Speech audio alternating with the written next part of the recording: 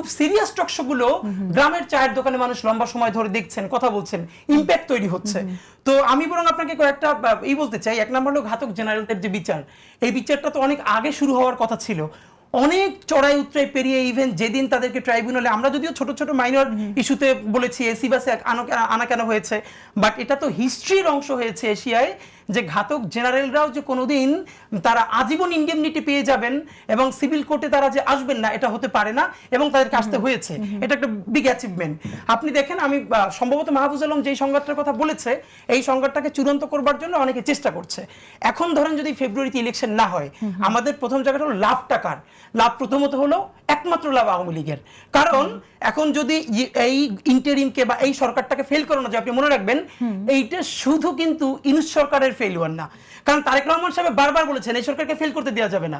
জামাত ইসলামী থেকে অন্যান্য সকল তাদের সমালোচনাও আছে, কিন্তু এই সরকারের তারাও কিন্তু অংশ। আই রিপিট, তার প্রত্যেকটা পলিটিক্যাল পার্টি বর্তমান বাংলাদেশপন্থী, তারা এই সরকারের অংশ, অঘোষিত অংশ অথবা ঘোষিত অংশ।